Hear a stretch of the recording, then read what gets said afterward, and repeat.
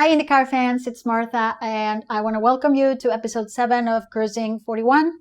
We're going to be talking all about Long Beach. We're going to be talking about the result, obviously. We're going to talk about the qualifying results.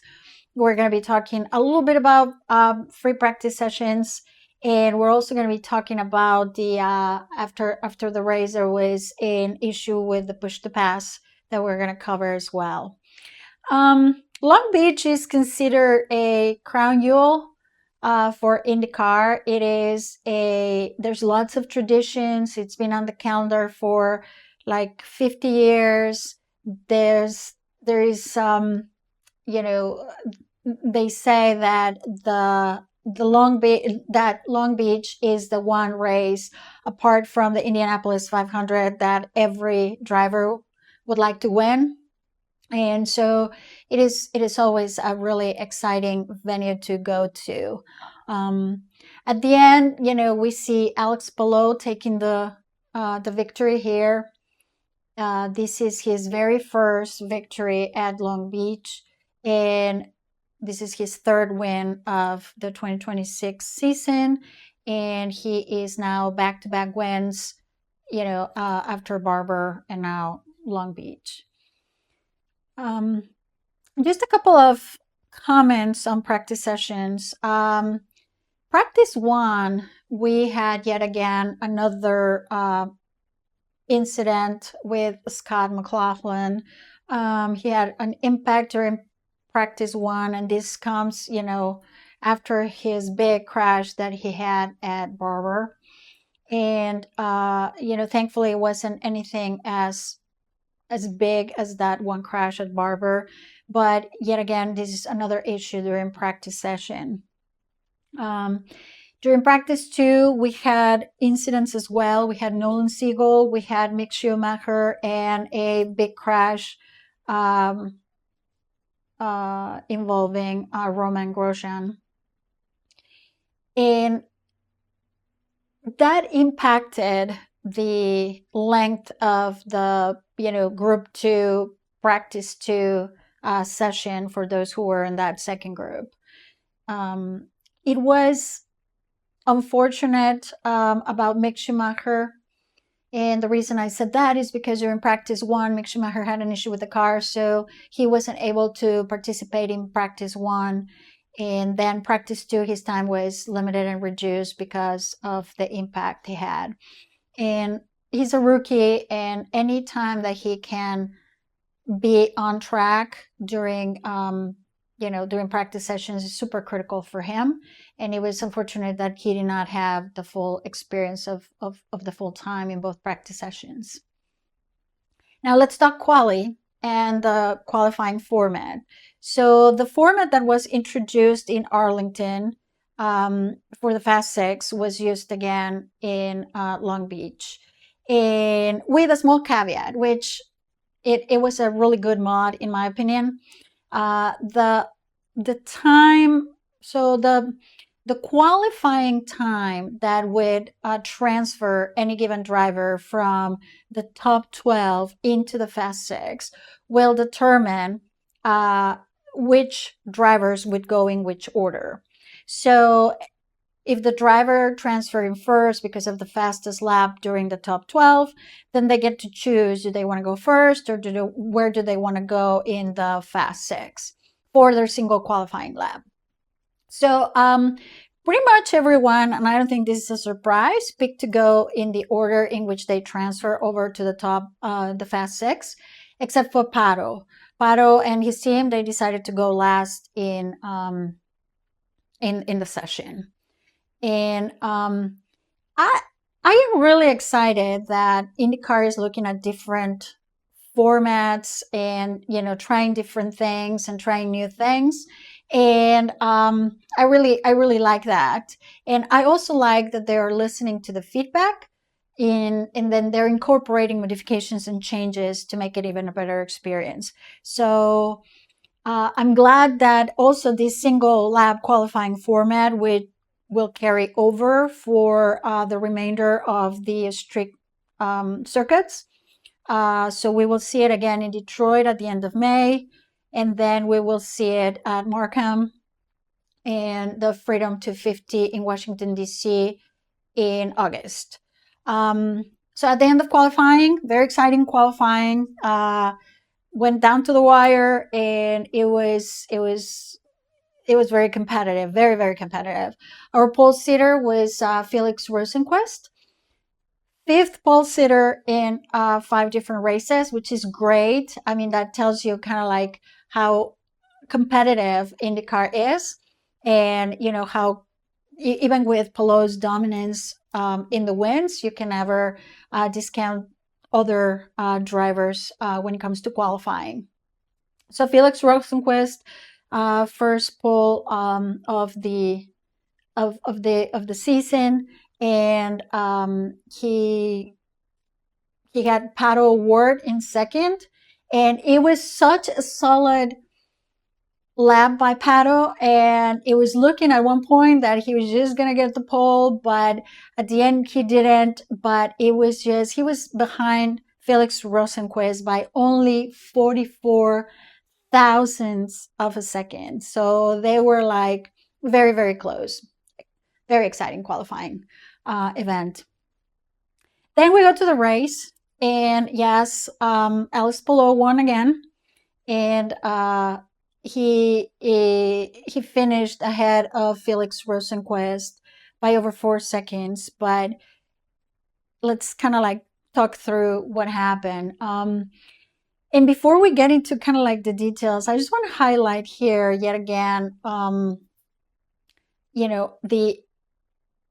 the flawless execution that has given Alex Palou by the Chip Ganassi team, that has given Alex Palou that competitive edge, and not taking anything away from how wonderful and how talented Alex is. But you also need a team. I mean, it always gets said that we win as a team and we lose as a team. And the Chip Ganassi team has been at the top of their game, and has given, in this case, not only to Alex, but also to Scott Dixon, a really competitive advantage during this race. So kudos to Chip Ganassi for such a strong race and a strong result. Alex Palou was really charging from like the beginning of the race. He was getting right there, super competitive from the get-go. He very quickly was able to get in second place, took that from Pato, and he was looking very strong, very competitive, very racy. Both Alex and Felix pit lane or went into their pit stop at the same time, or in the same lap, on the same lap 31 it was. And Felix was able to maintain the lead, and he was able to leave the pit lane ahead still of Alex Palou. Shortly thereafter, in lap 38, Marcus Ericsson had an issue with his hybrid system, so he was not able to finish the race. And but that did not cause any issues for those that were in track, because he was in the pits. Then we did get a full course caution on lap 57, and that was because there was debris on track, and it was on the race line, so they really needed to get that out of the way. And that gave an opportunity to pretty much everyone, regardless of the strategy they were in, to go into the pits and do their last pit stop. And so everyone went into the pits at the same time. So you can imagine how busy that pit lane was, and how everybody was just trying to get out in the best competitive position to be able to finish this race. Palou, or Palou's team, actually Chip Ganassi's team, gave him a great, solid, quick stop, and they were able to send him out ahead of Felix Rosenquist and into the lead of the race. But again, Chip Ganassi also did an outstanding job in delivering a great pit stop for Scott Dixon and getting him out of the pits on third position. unfortunately, there was an incident involving willpower. He was trying to get ahead of other cars, and then in the process of doing so, he unfortunately hit one of the mechanics from another team. Thankfully, not injured badly. He received attention in the pit lane, and as far as I heard, he was fine. But it was a situation that gave Willpower a penalty. Um, Felix Rosenquist led 51 laps at the end, and Alex Palou 32.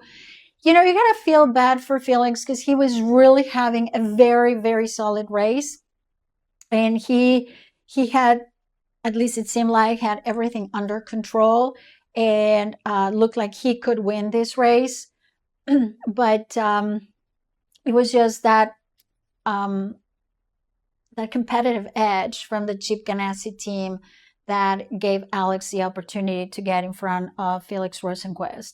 And once Alex got in front of Felix Rosenquist, he just started to go, and go and go and go and do Alex things and just start putting seconds and, um, you know, over 4 seconds at the end of the race.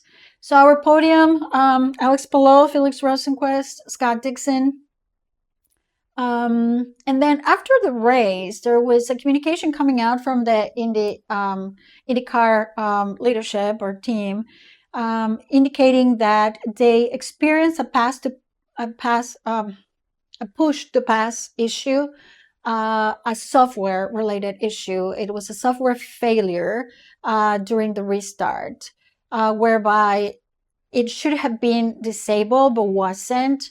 And they found that there were about like 12 drivers that actually did, push the button, the push to pass button. But they determined after looking at the data and the telemetry that there were no gains or advantages by those drivers that actually were pushing the button. So the results were not changed. So the results as they were stand. Now,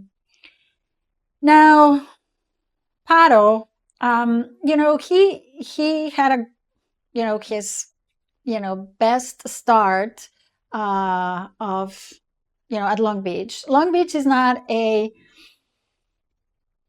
street circuit that he's had the best results in. So starting in second was a really, really good starting position for him. He finished fifth. He had his first pit stop was lap 31, and he didn't have any issues per se, but he was slightly slow. Not super slow, but slightly slow. It was actually slower than a similar pit stop from RLL and also ECR, specifically the car of Alexander Rossi. So what happened is that moved him back behind Malukas and Kirkwood after he got out of his first pit stop on that lap. And then during his second lap, again, trying to find his way out of that very busy pit lane, he got caught behind Scott Dixon, who had an excellent pit stop. Actually, it was Scott Dixon and Kyle Kirkwood. And then he still got out in fifth, but instead of being behind Lucas and Kirkwood, it was Dixon and Kirkwood. That said, this is his second top 5 at Long Beach. The first one was in 2021. So he's had a top 5 before at this track, but it's definitely a much better result than what he had in 2024 and 2025 when he finished 13th. So it wasn't bad. It wasn't it wasn't probably what he would have expected or would have wanted, but given the track record at Long Beach, I think it was a good, solid result. And he hasn't been able to find that power, that competitive edge that that the engine can give you, but that is across the board, seems like, with the Chevys. And so they don't have that competitive advantage that Honda is having right now.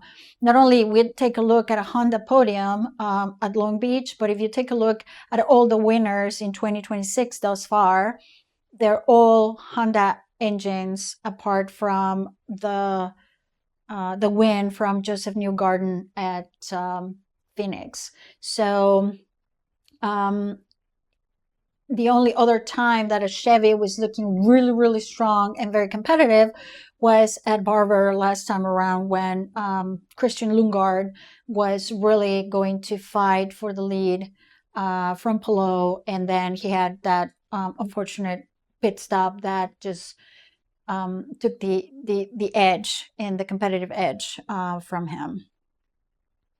So in terms of championship, Palou is now at the top of the chart. He has Kirkwood behind him, Lucas in third, and then Pato is fourth in the championship at this point of time.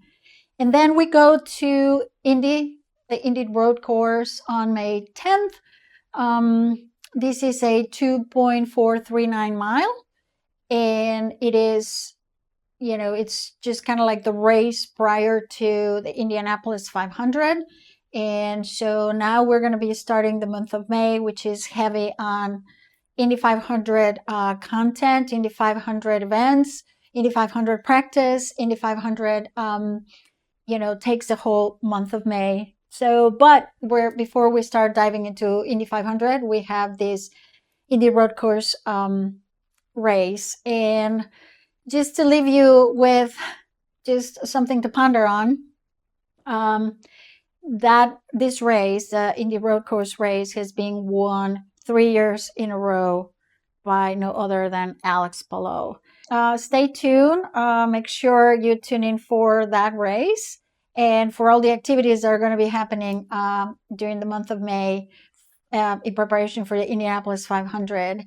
And then like this video if you actually liked it, and make a comment, subscribe, and if you want to make a comment on the comment sections here at YouTube, or if not, you can interact with me on my socials. I'm going to put them right here. And then I look forward to interact with you, hearing from you. Let me know what you think, and let me know your predictions for the next race. And then I will be talking to you soon. Thank you.